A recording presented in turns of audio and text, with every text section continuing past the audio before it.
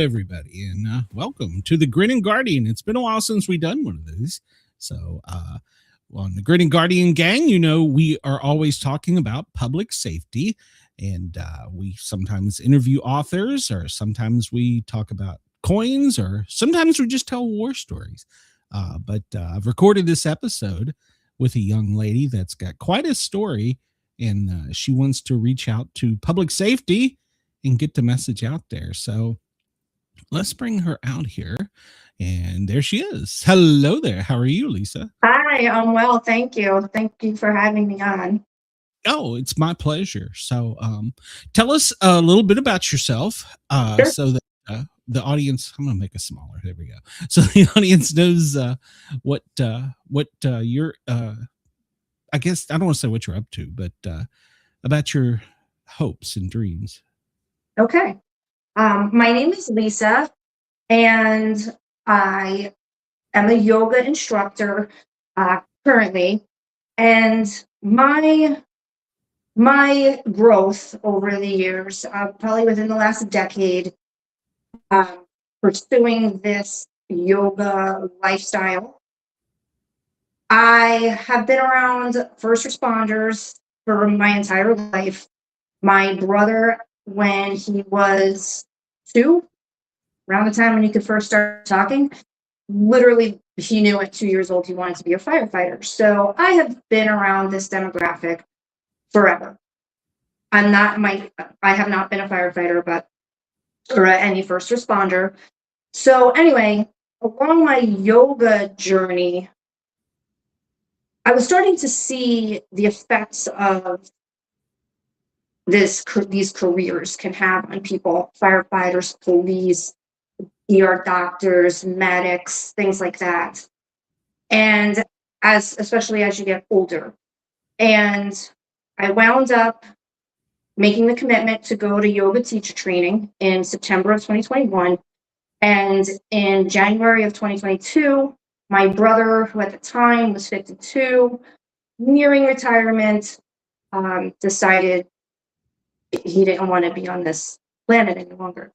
So that wasn't my first experience seeing that, or haven't heard of something like that. However, it was as close as it can get to me. So something I believe had told me at the time, you need to go through this yoga teacher training because it does really help you deal with life and deal with the pressures of life, deal with the downs of life, and as well as the ups, right? What it does is it tries to keep you in balance. It tries to keep you centered. Unfortunately, when something tragic happens, we don't want to feel that. That's a bad feeling to feel, right? When something great happens, that's wonderful. Let that run all through our body. We love that. But what yoga does in the practice of it, through the positions, the movement, as well as the breath work and the mindfulness through meditation, keeps you in that center. So my mission at that time became, hey, I want to do something for first responders. I want them to be able to regulate themselves from this high state of energy, from going on calls and living in that lifestyle where their body is always in this activated mode, right? Because they deal with emergencies and things like that. How do we bring them back down to where they're able to come off duty, go back home, sit down, and have a nice meal with their family? And over time, when you are constantly in this state, this high, it's your sympathetic nervous system is activated. And you want to be able to bring it back down into that parasympathetic system. Over the years and over the decades, if you do not know how to regulate that, you won't be able to bring it back down. And your body will consistently stay in that high energy state, which means higher blood pressure, higher pulse rate, your muscles are tense all the time. And that has a toll, takes its toll over the years. So I started a company called Nemo's Journey. Nemo is the name of my dog. Will be 13, so I've had him all along the way. And that is my mission. So I wound up teaching Charlotte Mecklenburg Police Department outside of the force, but people. Did you say something? I'm sorry. No, no, no, no, I didn't. Okay. So I did that for about a year. We had a little stumble trying to get this program brought into, they were working on a program to bring it into the station, the police department. That just didn't quite work out with, the corporate part at that time. Um, so yeah, so I'm trying to, I want to work ideally with people that are making that transition from a firefighter or a police officer or any of those into basically civilian life on a regular basis. So that's the retirement age, or when you have to retire. Mhm. So that's my goal, that's my mission, that's what I want to do. I also don't want people to get the wrong impression about yoga. Do not Google it and see the young, pretty girls that are, bending backwards and doing gymnastic poses, because that one, I won't do them. I've never been able to do them. And that's not what it's about. It's about bringing your nervous system in balance, keeping you centered, integrating your body with your mind and your breath, and keeping you grounded is really the gist of it. And as this goes along, I certainly can bring more into it. Okay. Now, when you were working with the police department, did you see any type of results from them, or did you get that far? I absolutely did. I worked with them for about a year, and I had 3 people that consistently came, and like anything else, consistency is key.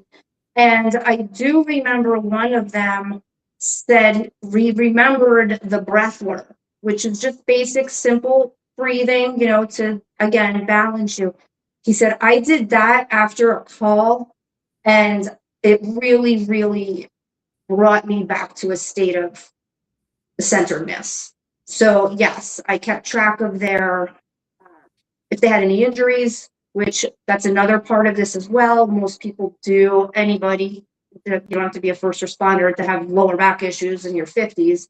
Um, that was getting improved upon. I kept statistics on that and progress on that. And yes, absolutely, it definitely is something that anybody can benefit from.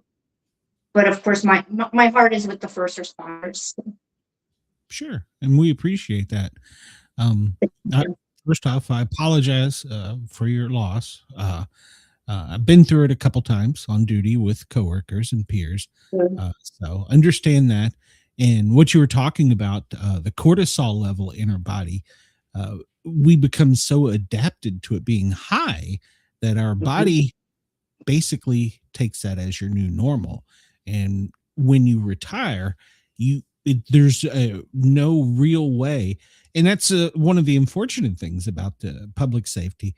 Once you're done, you get a watch, a plaque, and you're gone. The calls are still going to come in, things are still going to happen.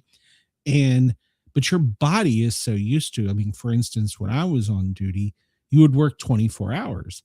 And during that 24 hours, I was usually up most of the 24 hours. So you would come home the first day and just totally collapse.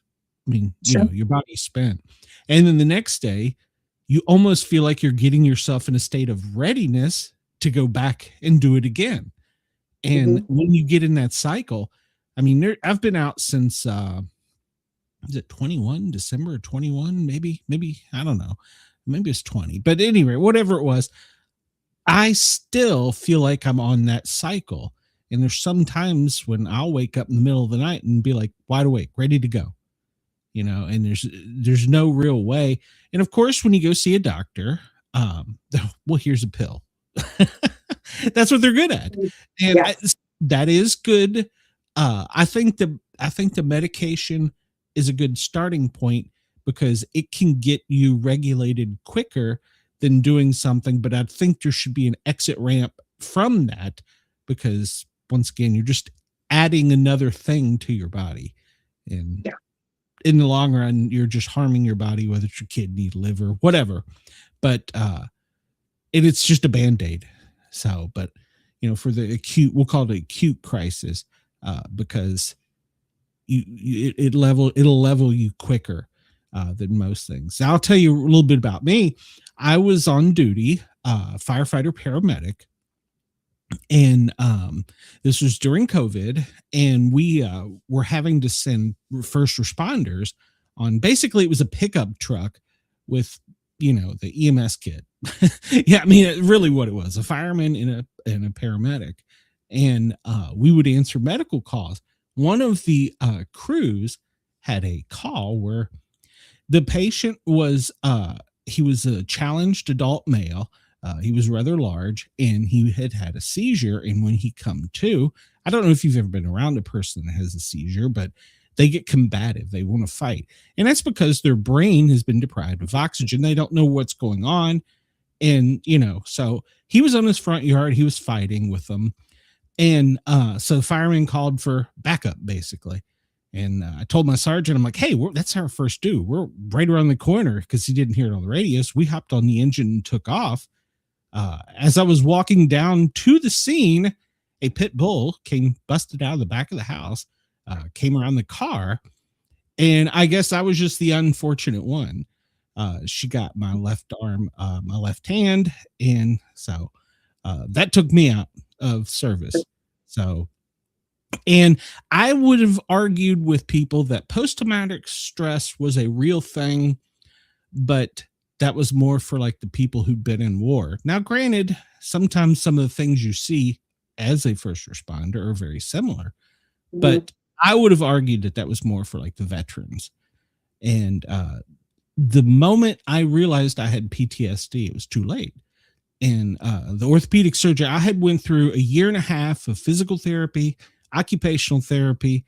I was probably in the best shape of my life because of what they were putting me through. But my left hand, I can squeeze and grab, but it won't stay.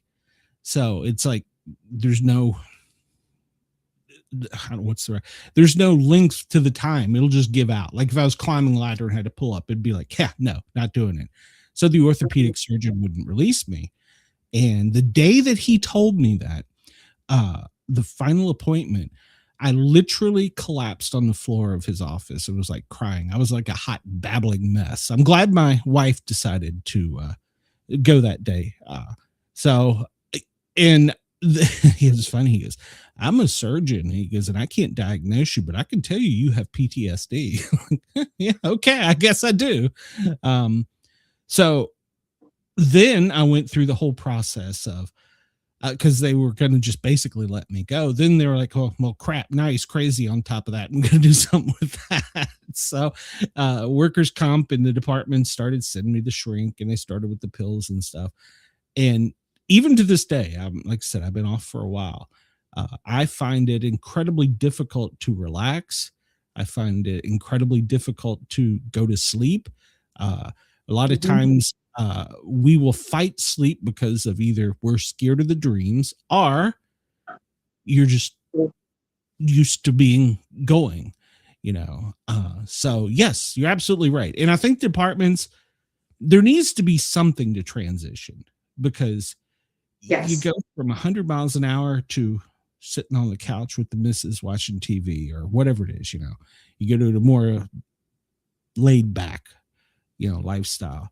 And that's where first responders get in a lot of trouble, because we don't know what to do. So self-medication, alcohol, drugs are a problem. And statistically, you can go research this yourself. I think it's National Fire, NFPA, was it National Fire Protect? What NFPA? I think their study says most firefighters live an average of 5 years past retirement. That's totally unacceptable, So agreed, especially when retirement is early 50s. Ish, maybe to mid 50s. Yeah. Yeah, roughly. Yeah, you do your time, you get out. So yeah, that's crazy. It's sad. Because they don't have that transition into, I mean, how would that work from, a police department implementing something or a fire department implementing something? I don't know, but at least have some sort of, that's where I come in, right? But maybe if they had something that I don't want them to be required to do it. It's not that. I want anybody just do it completely on their own, but something for that deregulation. It's even important on duty because, like you were saying, once you're retired, you don't know what to do with yourself. And yes, then you need that adrenaline rush from something, whether it's alcohol or doing some dangerous sports or something, because you get bored. That's why they also consider a line of duty death now if you have a heart attack within 48 hours of a call. Yes. Because that state, you're in that high state and your body just like, I don't know how to get myself out of this high blood pressure state or any of that. And these are facts, they've been proven over and over and over and over again, yet nothing is done about it. Correct. And it's really unfortunate. And there are other things that can help with that. I have this great sheet here. I could send it to you. Just deep and slow breathing. You've been out on calls. Someone's panicking. Oh my goodness. They're in a panic. What do you tell them to do? Breathe. Slow breathing. Yeah. Just breathe. Calm down. Right. Take a deep inhale, long exhale. Deep inhale, long exhale. That is tremendously beneficial and tremendously helpful for calming that nervous system. Exercise, meditation, laughing is beneficial. Singing is beneficial. How many of us sing in the shower, right? And of course, yoga.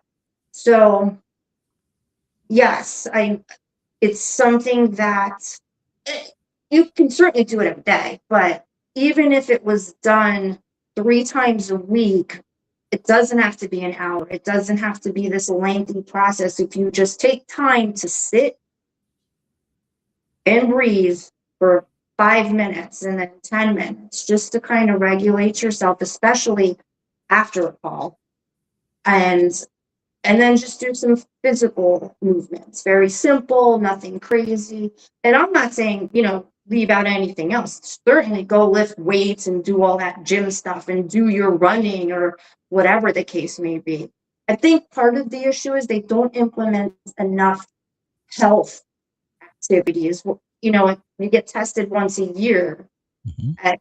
They should be, when you're on duty, I think you should be required to have some sort of workout plan. Yeah. To keep yourself physically in shape throughout your career, and that that'll regulate yourself as well. So that's my goal, to bring the benefits of yoga to first responders, active or inactive, just to have that balance, because the same thing happens after you're on a shift for 24 hours or 48 hours and you've had how many calls, right, where you have no sleep. What do you do when you go home? Sit on the couch or go to sleep. You go from here, you go home, and you go down here, and that's it. So that's when that can play a role there too. Even if you go home and you do 10 minutes of breath work, 10 minutes of some active movement, at least it will bring you back to center. Makes sense.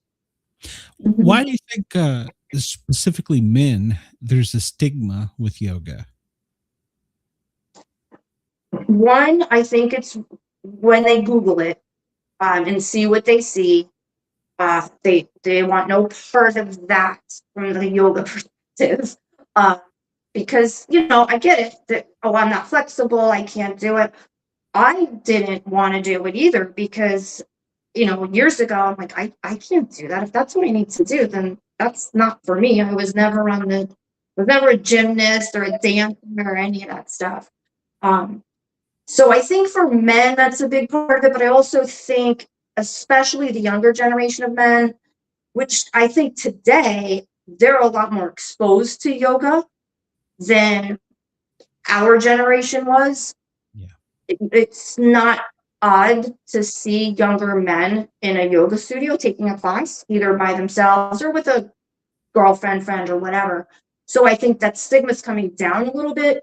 But when it comes to first responders, I think they think, one, oh, that doesn't have a benefit for me. It's not hard enough or something, so I think that's why. And then when you get to the older ones, they're like, oh no, I'm not flexible. I can't do that. There's no way. So I just don't think they know much about it. Yeah. Well, you did bring up an interesting point there when you said, we will, like I used to tell my chief later in my career, I'm your best firefighter you got for 30 minutes. And then I'm like, okay, send in the young guys. I need a break. It's out. And that's the way we approach things, is that adrenaline, the wall push. And then from there, it's just muscle memory and survival sometimes. So, Right. yeah, I agree. We do it. We're 100% in, or we're not in.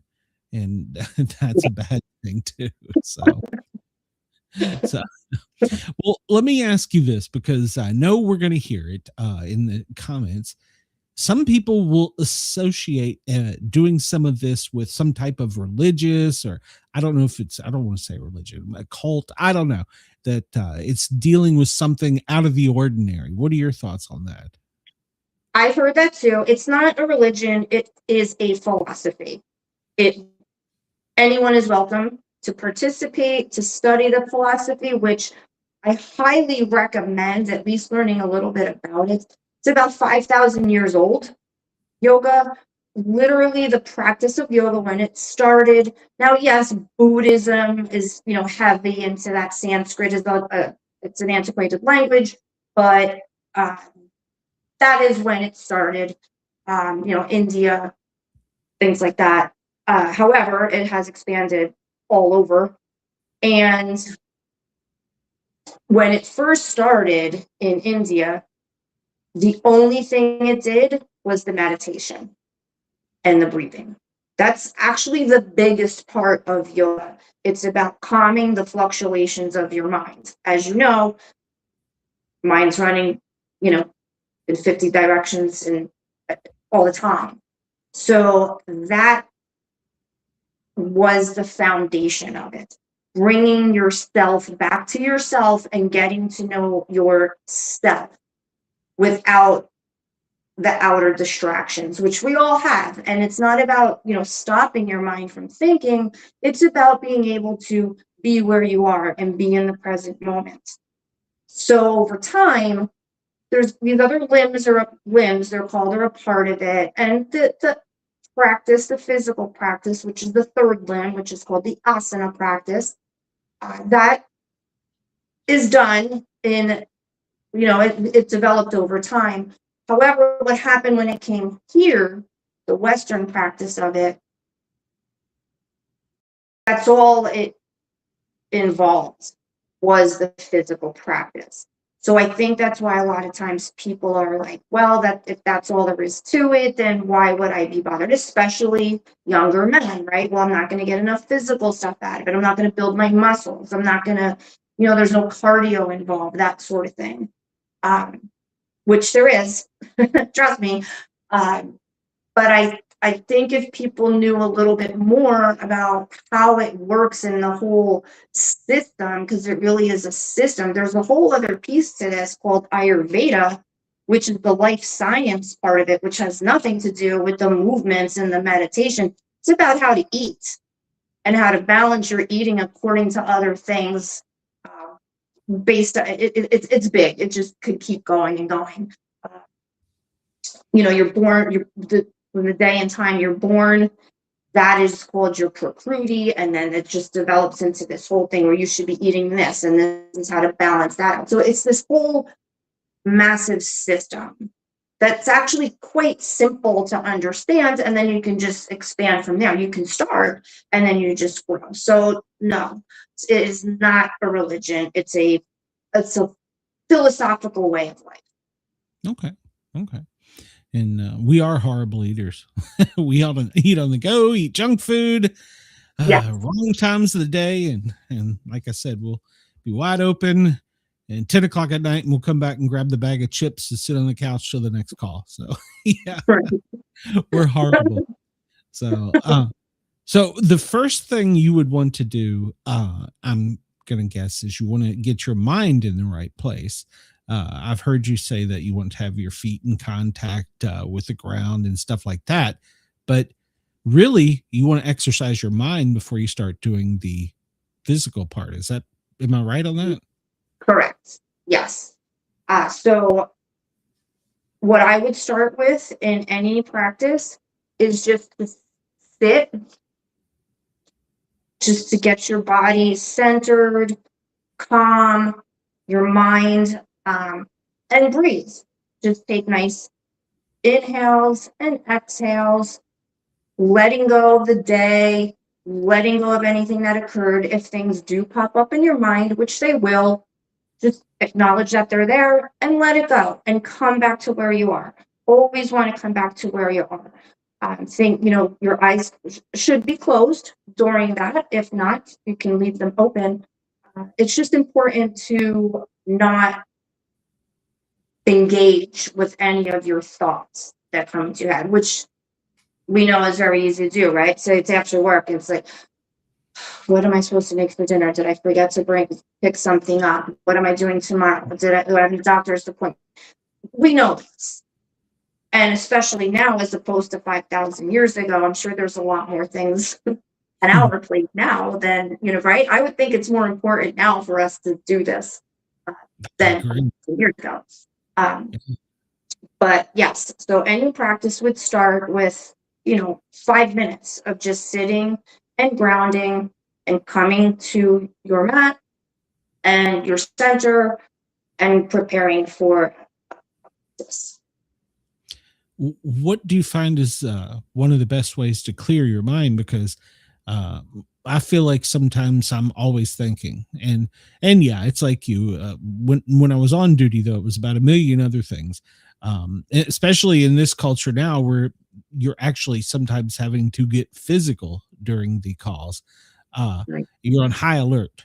I mean, the people out there don't like it. You got a uniform on, so. But what is a good way to, because that's going to be the first challenge I can foresee, is people are going to be like, well, how do you sit and get nothing in your head? Okay, that's a great question.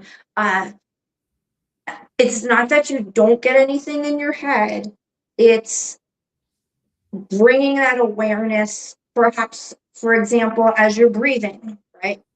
You'll just, as you're inhale, you might want to count. Inhale, 1, exhale, 2. So you can count, you can use a mantra, you can inhale, say, I am calm. So inhale, I am, exhale, calm, all to yourself, and that will help push that out of all of these thoughts out of your mind. With anything else, it's practice. Yes. So, the counterpart to this is meditation, where it's not focused on the breath work so much, because all this breath work, there's multiple ways to do that. That is designed, to balance everything, but it also, while keeping your mind at bay, it strengthens your diaphragm as well as your lung capacity. The meditation is strictly for the mind. It's not worried, you're not thinking about your breathing or anything, but that's something, if you practice on a daily basis, eventually as you go through your day, because you'll finish your meditation practice or your breath work and be like, oh, I feel so calm, and then you get a call, right? Or you or something happens, life happens. Can't stop the life from happening. But what that will train your mind to do is to say, okay, this happens, let it go, come back to where I am in the present moment, and how do I deal with it in life, as opposed to, that initial reaction, or allowing it to affect you emotionally. So that's where that comes into play. Okay. So first step, breathing. And when you were saying that, we used to, when we have people having anxiety attacks, we tell them to take a deep breath to 4, hold it for 4, make them count, and then release it for 4, hold it for 4, break. And sometimes it worked, sometimes it didn't, but more than half the time, I would say it worked. So you get your breathing That's the first thing. And then from there, the next step is working on your mind. Like you said, if something comes in, acknowledge it, drop it in its bucket or whatever, and then just move on to the next thing and to just clearing it. So those are, would you call that the first two steps, I guess? They would go together.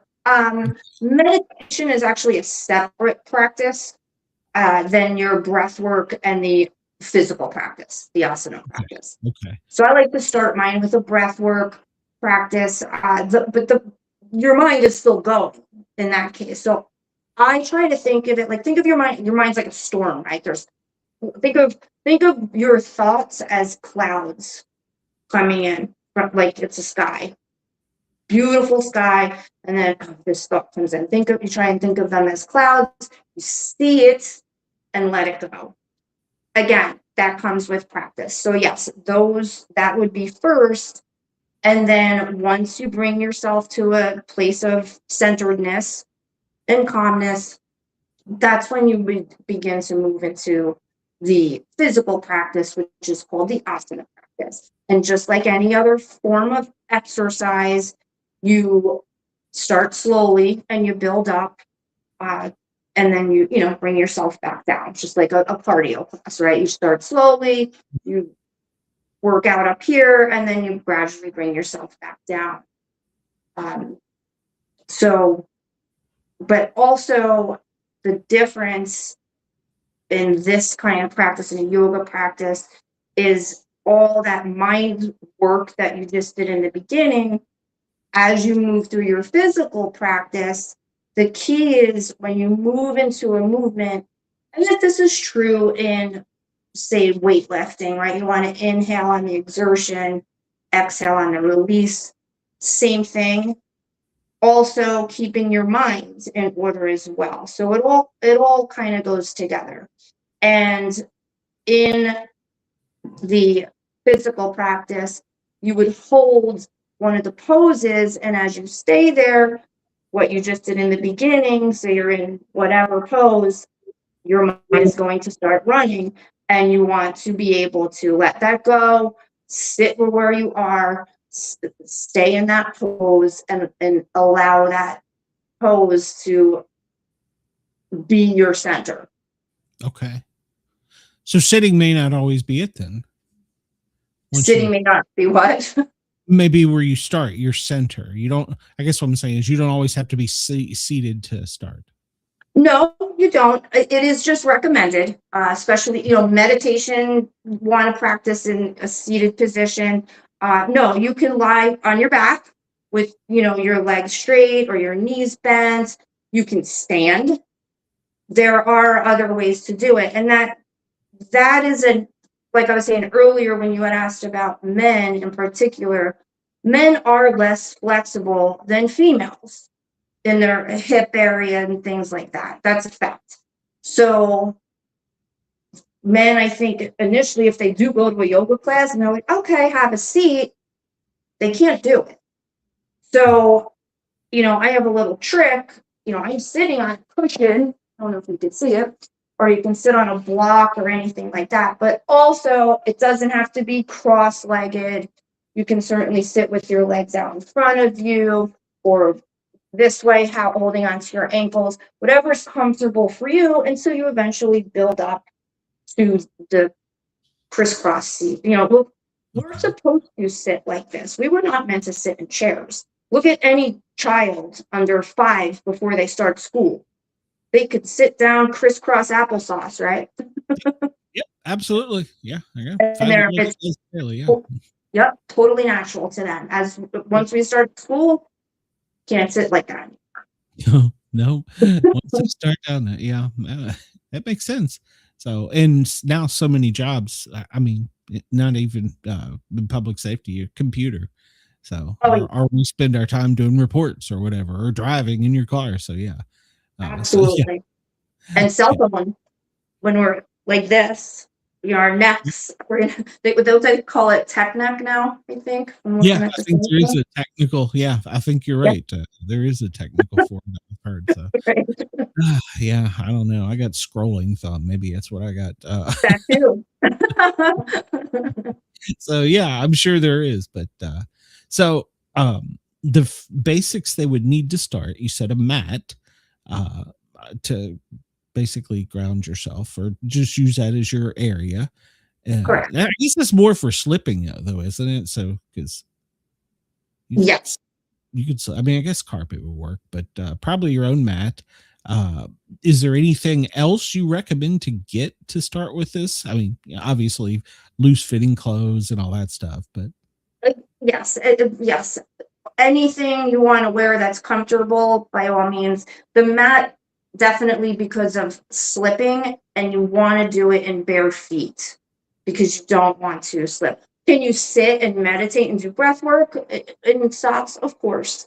Um, but the mats are really inexpensive. You can get one for like $10 at a Target or a Walmart or Marshalls or any of those places. It's the best way. It also, because it has the edges, the rectangular, it for your alignment when you're doing the physical practice. okay. And if you do want to practice sitting crisscross, grab a book, grab 5 books and sit on that. That is a bonus of yoga. It doesn't cost anything to start the practice. Okay. Well, no, that's good. Yeah. Because we don't get paid well. So that's really all right. So you've got your mat, you've got your loose fitting clothes on, you've controlled your breathing, slowed yourself down. And so what would be the phase, I guess, step one? And let me ask you, because I'm not sure. I think we had said this earlier. I don't know. Is it a pose? Is it a stand? What is the correct name for? A pose is fine. In Sanskrit, it's asana, which I like it, but and the reason I like it, so it's ASANA. All of the poses, by all means, they're called poses, or postures, whichever you prefer. If the Sanskrit word will end in the word asana. So, for example, balasana.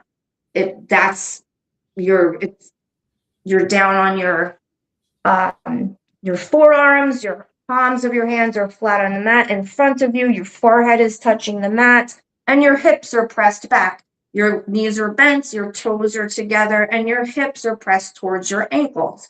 But that's called balasana. So that word asana is attached to every position in yoga. Okay. That's why I call them asanas, but feel free to say position or anything Okay. you prefer. I just don't want to offend you when I go position No. one or position two, whatever. Because as we do this, I'm not going to do it on camera because I'm a fat, ugly guy. So No. yeah, I won't be doing it on camera, but I will definitely do it off camera. But what I Okay. want to do is, I know there'll be people watching us. So, and that's our goal. Our goal is to get people to watch us, to Yeah. learn this stuff, and hopefully, not feel silly because they got, some stupid thing to do. I want them to take it serious. So, what would be the very first start out one after you've got yourself calm and you're ready to do a pose, a stretch? What would be the very first one you would recommend? Is it just the sitting? There's what I want people to understand, that there is no order. It's not a regimented thing. The practice of yoga in its entirety, yes, is orderly, but the physical practice is literally whatever is feeling good for you at that time. Okay. So, if your body is just saying, oh, I'm not going to be able to do that today, take it down all as low as you need to, or don't do it at all. Whatever you feel comfortable doing. If you want to close your eyes while you're practicing, close your eyes. So it's a very personalized experience. My job as a teacher, I'm not teaching you English where, this is how it's done. I'm guiding you. Okay. All I am there for is to say, okay, let's move into this next. however best it works for you. I do like to stress as you develop your practice into certain poses and positions, which, I mean, you can make anything as hard as you want, right? As stretchy as you want and things like that.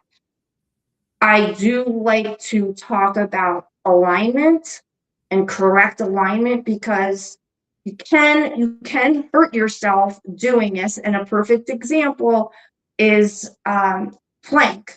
You know, the plank pose, push up. If your arms are not, if your palms of your hands are not under your shoulders, especially as you're older, I've had shoulder surgery already on one arm, you know, the rotator cuff. You're out here, you're just not aligned right, and you have some issues going on already with your tendons and all that stuff, which most people do. It's nothing, you know, we all have those problems.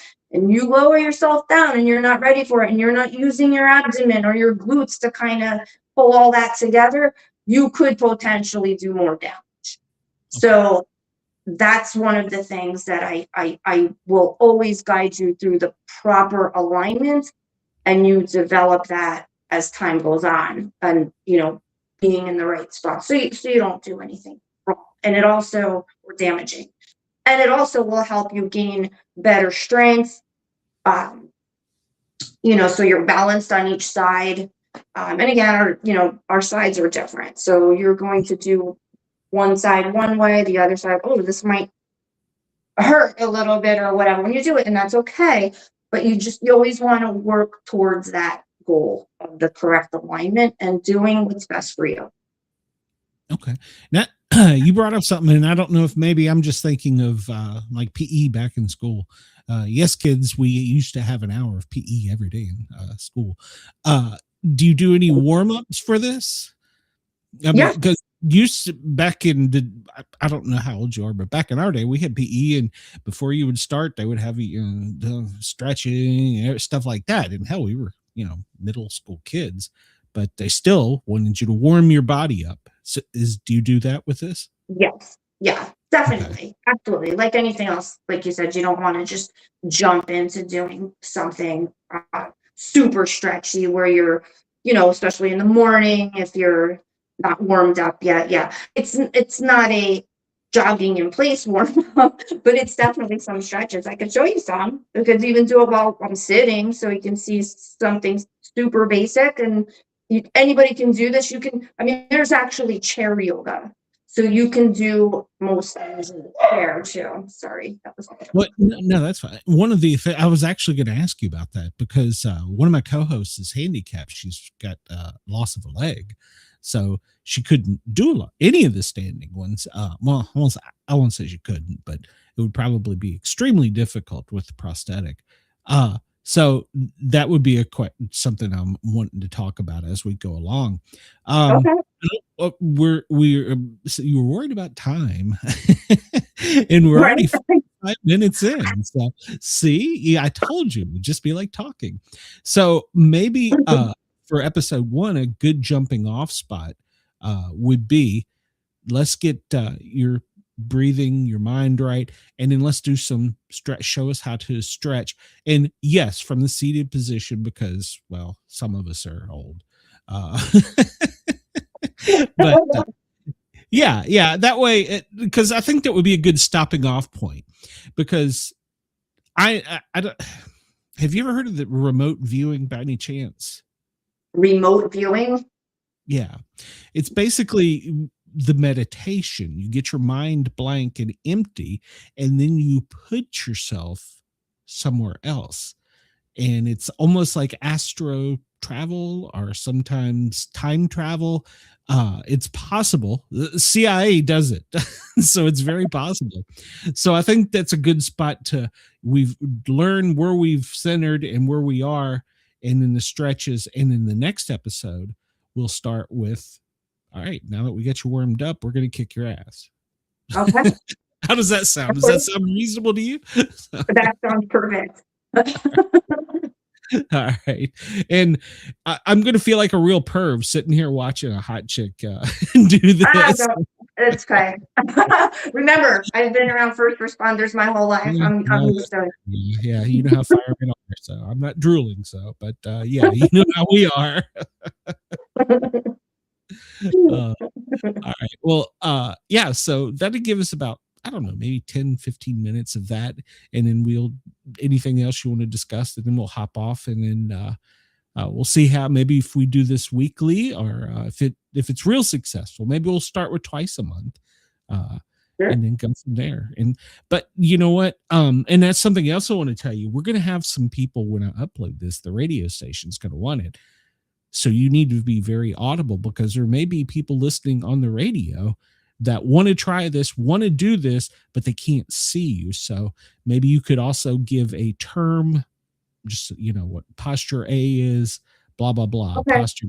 So they could, I hate to say it, but because you said not to do it, but Google it, and they can see, because they can hear you if they can't get to YouTube. So Okay. so we're kind of doing theater of their mind as well. So Okay. Sure. I could do that.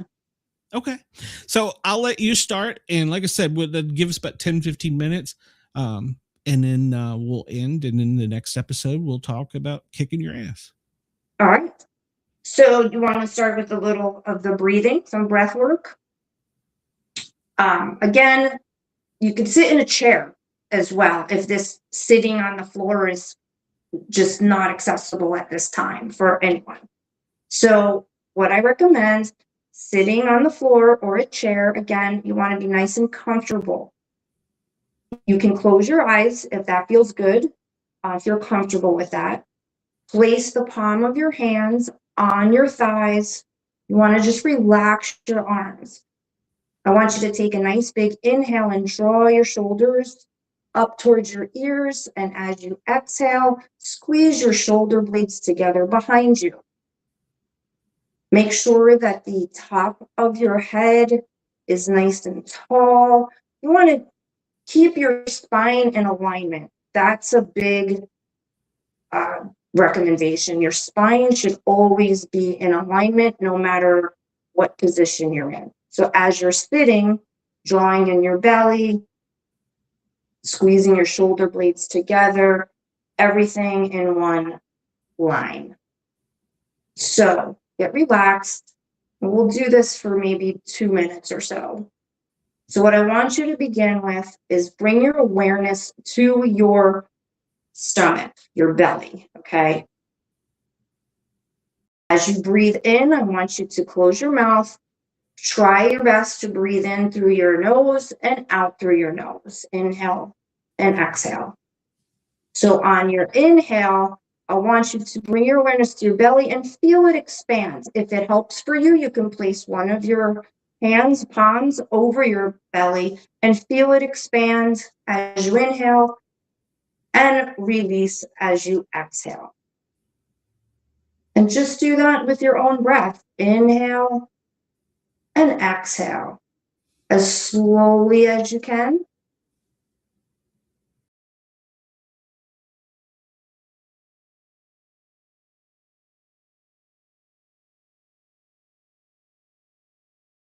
Try to keep your awareness on your breathing. Thoughts come in, which they will, acknowledge them, and come back to your breath. If it helps for you to count, inhale 1, exhale 2. And just continue. Release your hands whenever you would like to. Just really just breathing. This is the most basic. You can do this anywhere. You can do this on your way to a call, after a call, on your way home, on the way to a grocery store, anywhere. You could do it sitting on your couch. And this will bring you back to that state of centeredness. Okay. And again, with something like this, I will guide you on your inhale and exhale, but everybody's breath pattern is going to be a little bit different. Over time, you want to extend those inhales and exhales preferably making the exhale a little bit longer than the inhale. And again, that will be different for everyone else. So I like to make this part of it for the practitioner, which is also known as the yoga student, for them to get comfortable with their breathing, as opposed to me saying, okay, inhale, exhale, inhale, and then maybe feeling forced, to inhale and exhale on cue. So this would be more on your own in the beginning. And that's why it's the basic of the start of a practice. Makes sense. Plus, it probably takes different times for different people or different situation to come down from. Sure. Oh yeah, absolutely. Or people have some issues, right? Who knows? You may not be able to exhale as long or inhale as long. That we're people that way. We're all different, but it's just getting that your own rhythm of your inhale and exhale, and just breathing into that and staying in that and allowing everything else to kind of go away. So that's the first part. There's many different types of breath work you can do. You had mentioned earlier, someone was like anxious. Inhale for 4, exhale for 4. That's actually called box breath, where you do inhale for 4, you hold for 4, and then exhale for 4 and hold at the end of the exhale for 4. So there's all different types. They serve different purposes. Strengthening the diaphragm. And so, yeah, so there's this, that's not the only thing to do, but I recommend starting with the basic, getting in touch with your breath rhythm. I hate to say this, but we took a class as firefighters. When you advance up different firefighter 1, firefighter 2, and then technician, whatever. One of the classes was firefighter survival, and they literally trap you, and they tell you, take your tank off. You're just holding on to your hose, and how long can you keep that tank? In other words, that's all the air you got is in that tank. We're coming to help you. How long can, and they actually teach you, you can turn the air on and do your little 1, 2, 3, or you turn it off. They want you to control your breathing, because if we're coming to you, first off, it's in a dangerous, loud environment, probably heat. Your air is over here and you ain't got much left. And so how long can you milk that last 3 minutes of air, when you're trapped? Mm-hmm. And when you were talking about that, I was having flashbacks. I was like, yeah, I remember doing this. I was trapped. But yeah, it does work. It does work. Absolutely. Absolutely. And that's super important with that, because your SCBA, right, might say you have 3 minutes. But if you're breathing like that, you're not going to have 3 minutes. Nope. So it's strengthening that diaphragm and learning to control your breathing under stressful situations is super important. Super important. So, and I guess for law enforcement, that if you're pursuing a bad guy or something, and you've got to suddenly draw your weapon, and we're now at a real bad decision for one of the two of us, it's probably a good idea to have a way of checking your breath to bring yourself back down as well. Absolutely. I had a police officer tell me after a high-speed pursuit, he felt like he could pull a vehicle with dental floss tied between his teeth up a hill. And I was like, well, I get it. That's the kind of the feeling we get when something goes crazy in the fire. So. Right, because he was here. He was in that high energy state, right? Yep, absolutely. Yeah. So, that's what happened. Yeah. So that's good life skills, just in addition to anything. That's a good life skill, I think, to have. Sure. To calm, to be able to calm, and then like you were talking about, if you want to get into the deep meditation and do the other stuff, that's cool. That's on you, but it's a good way to just bring yourself, center you, and then you're where you're at now. That's not what I want to say. You're in present. You're not all over the place. Your brain's not going 200 miles an hour all over the place. So think of it as a reset. Okay, good idea. Good idea. Like Right. your computer, you push the button. No, well, this is why you're the teacher, and I'm just that guy with a mic. So, and I want to tell everybody, I'm going to be your victim too during this. So I'm going to try and do this. Okay. And you and I had talked about the hand, if there was anything for the hand. If anyone has any specific things that they want to say, I got a neck injury or a trick hip or a knee or something. I Yes. assume there's specific things for each malaise. Is that Oh, absolutely. Anything can be adjusted through the practice of yoga. I mean, can it fix everything? I was talking about their Ayurveda before, and this all comes, this is Eastern medicine and stuff, right? Not Western medicine. It's completely different. So the true? practice of the yoga and all that stuff and that whole system and the Ayurveda, which is the eating part and stuff like that, is geared towards having everything at the right time, eating right, exercising, things like that.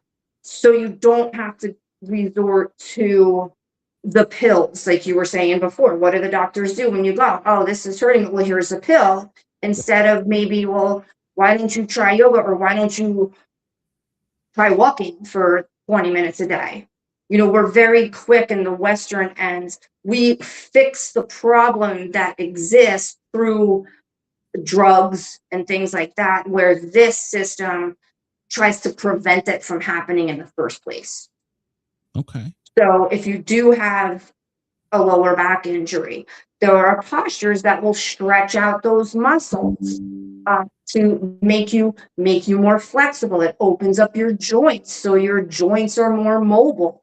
It strengthens other muscles around it that will alleviate that tension on whatever's causing you some pain.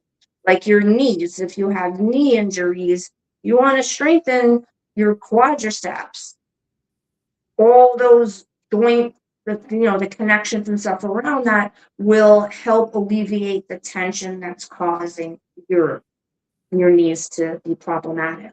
So yes, please, if anybody has anything that is, I'm echoing. Oh, I'm sorry. I can't hear you back there. That's fine. So yeah, no, I'd love to hear it. And if I'm not aware of it, I will certainly look into something, and I could offer up, do this 5-10 minute stretch on your own at home with, these 2 or 3 poses, and do this 3 times a week and see what happens. And that's one of the things I was getting at. I want everybody to know around the world how to get in touch with you if they have any questions, because a lot of people won't want to leave a comment in the public.